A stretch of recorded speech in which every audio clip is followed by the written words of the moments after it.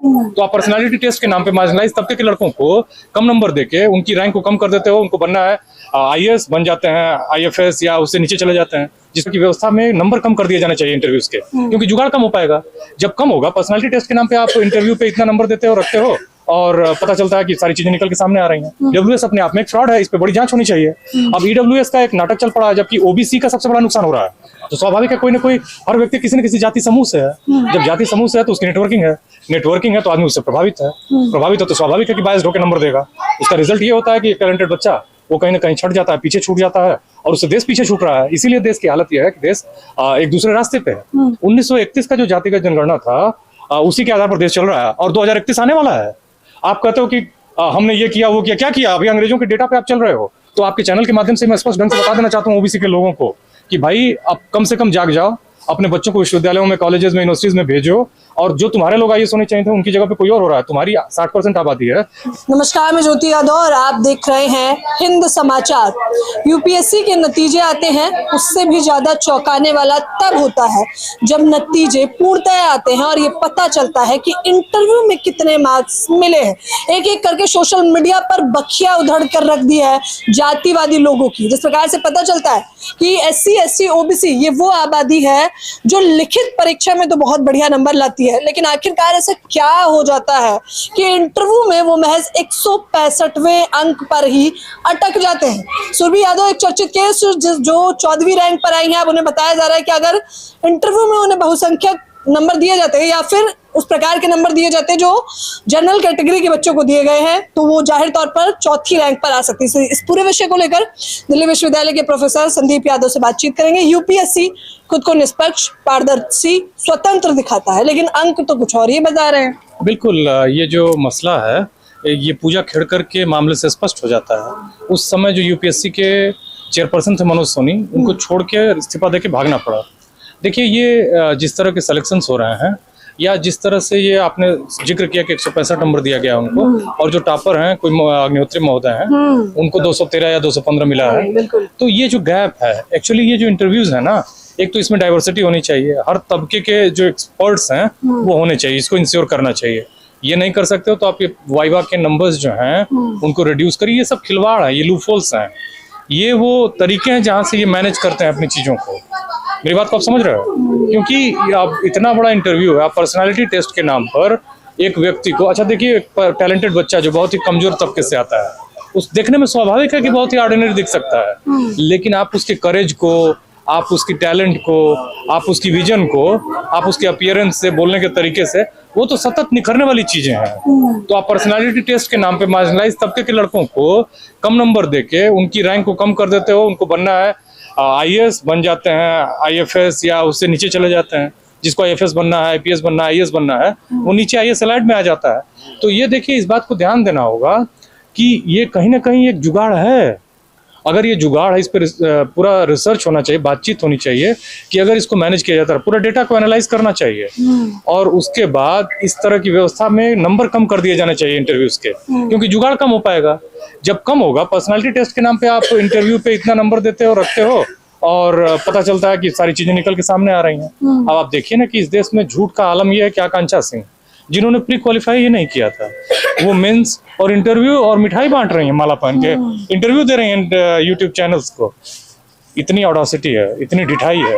तो इस तरह के लोगों में अगर इतनी ऑडोसिटी है, तो सोचिए उन्हीं के लोग इंटरव्यूज में क्या कर सकते हैं, या एक्चुअली इंटरव्यू लेने वाले भी लोग हैं।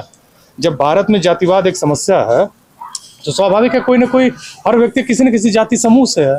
जब जाति समूह से है तो उसकी नेटवर्किंग है तो आदमी उससे प्रभावित है तो स्वाभाविक है कि बायस्ड होकर नंबर देगा। उसका रिजल्ट ये होता है कि एक टैलेंटेड बच्चा वो कहीं ना कहीं छट जाता है, पीछे छूट जाता है, और उससे देश पीछे छूट रहा है। इसीलिए देश की हालत यह है कि देश एक दूसरे रास्ते पे है।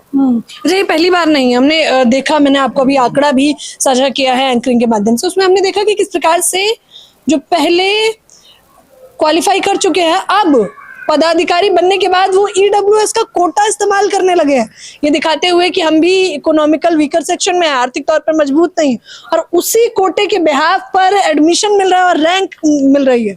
बिल्कुल, ईडब्ल्यूएस जो है, इकोनॉमिकली वीकर सेक्शन का रिजर्वेशन। अब आप इस बात को देखिए, बहुत साफ साफ है, मैं दर्शकों को साफ साफ बताना चाहूँगा कि इस देश में एक्चुअली जातिगत जनगणना ओबीसी की और सवर्ण जातियों की नहीं है, लेकिन लोग कहते हैं कि 15% सवर्ण आबादी है। ठीक, 15% सवर्ण आबादी है अगर, तो उसमें उनको जो 10% का ईडब्ल्यूएस का कवच मिला है, उसको अगर देखिए तो उस 15% का 10% 66% होता है। कई स्टेट्स में तो इनकी आबादी 10% है, तो वहां तो 100% का रिजर्वेशन है। मतलब आपने क्या किया कि आप को एक ऐसी व्यवस्था कर दी है कि आप पूरा सुखी रहिए, अगर थोड़ा सा भी दुख की तरफ बढ़ते हैं तो आपको रिजर्वेशन की वहां पे का सहारा है। यहाँ एक तबका ओबीसी का जो 60% है, उसको 27% का रिजर्वेशन है, ऊपर से उसमें क्रीमी लेयर जुड़ा हुआ है। मेरी बात को समझ रहे हैं? तो ये तो ऐसे ही 20% ही लोग अपने संपन्नता की तरफ बढ़े, 40% तो अभी भी गरीब हैं इसमें। अब इनकी आधार पर ये पॉलिटिकल स्पेस को कब्जा कर लेते हैं। देखिए इस बात को, ईडब्ल्यूएस रिजर्वेशन न किसी ने मांगा, कोई आंदोलन हुआ, कोई प्रदर्शन हुआ, 2019 में जनवरी में लग गया और उसके 2 साल बाद उस पर सुनवाई हुई कि ये ठीक है या गलत है। 5 जजों की बेंच में 3-2 से वो पास भी हो गया, उसको जस्टिफाई कर दिया गया और वो रिजर्वेशन धड़ल्ले से चल रहा है। क्या होना चाहिए? एक अमाउंट की लैंड आपकी नहीं होनी चाहिए, एक घर नहीं होना चाहिए, और आपका ये है कि मतलब उसमें लोग क्या कर रहे हैं कि माता पिता छुट्टी ले लेते हैं, नौकरी करने वाले भी 1 साल की छुट्टी ले लेते हैं, ईडब्ल्यूएस का सर्टिफिकेट बनवा लेते हैं, बनवा के अपने बच्चों को नौकरी में लगा के फिर वापस अपनी नौकरी ज्वाइन कर लेते हैं। प्लाट है तो अपने रिश्तेदार को बेच देते हैं, म्यूचुअल सहमति से एग्रीमेंट करके या जैसे भी जुगाड़ से उसको बेच दिया, दिखा दिया कि नहीं है, फिर बाद में उनसे रजिस्ट्री करा लेते हैं, इधर भी ईडब्ल्यूएस बना के अपने बच्चे को नौकरी लगा लेते हैं। ईडब्ल्यूएस अपने आप में एक फ्रॉड है, इस पे बड़ी जांच होनी चाहिए। अब ईडब्ल्यूएस का एक नाटक चल पड़ा है, जबकि ओबीसी का सबसे बड़ा नुकसान हो रहा है। तो आपके चैनल के माध्यम से मैं स्पष्ट ढंग से बता देना चाहता हूँ ओबीसी के लोगों को कि भाई आप कम से कम जाग जाओ, अपने बच्चों को विश्वविद्यालयों में, कॉलेजेस में, यूनिवर्सिटीज में भेजो, और जो तुम्हारे लोग आईएएस होने चाहिए थे उनकी जगह पे कोई और हो रहा है। तुम्हारी 60% आबादी है, रिजर्वेशन 60% होना चाहिए कि नहीं होना चाहिए? सबसे बेसिक सवाल है। 60% नहीं हो तो कम से कम उनका मार्जिनलाइजेशन 40% होना चाहिए, उनको 40% होना चाहिए। उनमें कितना क्रिमिनल है इसकी स्टडी होनी चाहिए। देश में अंग्रेजों के जाने के 100 साल बाद अभी तक जातिगत जनगणना नहीं हो पाई। 1947 में देश आजाद हुआ। 1931 में अंग्रेजों ने जातिगत, क्षमा करिएगा, 1931 में अंतिम जनगणना की थी, जातिगत जनगणना अंग्रेजों ने। 1941 का भी किया था, उसका आंकड़ा वो रिलीज नहीं कर पाए। 1931 का जो जातिगत जनगणना था उसी के आधार पर देश चल रहा है, और 2031 आने वाला है। आप कहते हो कि हमने ये किया वो किया, क्या किया? अभी अंग्रेजों के डेटा पे आप चल रहे हो। अंग्रेजों ने 1871 में सबसे पहले जातिगत जनगणना शुरू की, 1873 में। 1881 का आंकड़ा सही था, उसके बाद से 1881 से लेकर 1931 तक करते रहे। करते तो 1941 तक रहे, सेकेंड वर्ल्ड वार शुरू हो गया था 1939 में, इसलिए वो आंकड़े रिलीज नहीं कर पाए। तो आप देखिए कि उनके जाने के बाद भारत जातिगत जनगणना नहीं कर पाया, कोई आंकड़ा नहीं है। और ओबीसी के लोग खुश हैं कि हम ड्राइवर बन गए हैं, हम माली बन गए हैं, हम कुक बन गए हैं, हम लेबर हैं, हम राजमिस्त्री हैं, हम फैक्ट्रियों में कारीगर हैं, हम खुश हैं। तो जब तक ये लोग जागेंगे नहीं, तब तक इनके लड़के चाहे वो जुडिशरी में नहीं होंगे, चाहे वो आईएएस आईपीएस ऑफिसर्स या फिर ऑफिसर्स। लेकिन उसकी दलील भी दी जा रही है प्रोफेसर साहब, क्योंकि आप खुद प्रोफेसर हैं, इसीलिए मैं बता दूं दर्शकों को, मैं एक लंबे समय से इनके इंटरव्यू का भी इंतजार कर रही थी। जो इंटरव्यू ले रहा है या जो लिखित में जांच कर रहा है वो एक प्रोफेसर है, जिसे एक गुरु का दर्जा दिया गया है, तो जाहिर तौर पे वो छात्रों में भेदभाव तो नहीं करना चाहेगा, ये दलील भी दी जा रही है। तो आप किस बिहाफ पे कह सकते हैं कि उसने सुरभि यादव को 165 दिए लेकिन अनुज को 200 अंक पार कर दिए? किस बिहाफ पे कह रहे हैं, लोग पूछ रहे हैं? ये बोगस दलील है, ये बहुत ही खराब दलील है। जब भारत के विश्वविद्यालयों में इंटरव्यूज पे ही खाली अपॉइंटमेंट होते हैं। भारत के विश्वविद्यालयों में बहुत कम आयोग हैं जो रिटन टेस्ट लेते हैं, और उसके बाद मतलब इंटरव्यूज होता है, तब जाके सिलेक्शन होता है प्रोफेसर्स का। प्रोफेसर्स का भी मैंने बड़े विश्वविद्यालय में, चाहे वो जेएनयू हो चाहे वो डीयू हो, वहाँ उनका इंटरव्यू के आधार पर सिलेक्शन हो रहा है। आप निकाल के देख लीजिए। एक्चुअली जब मैं एक्चुअली किसी को भी बेकार का सम्मान नहीं देना चाहिए। मैं जो डिजर्व करता हूँ वही मुझे मिलना चाहिए। मैं अगर वो नहीं हूँ तो मैं उसको सम्मान भी क्यों लूंगा?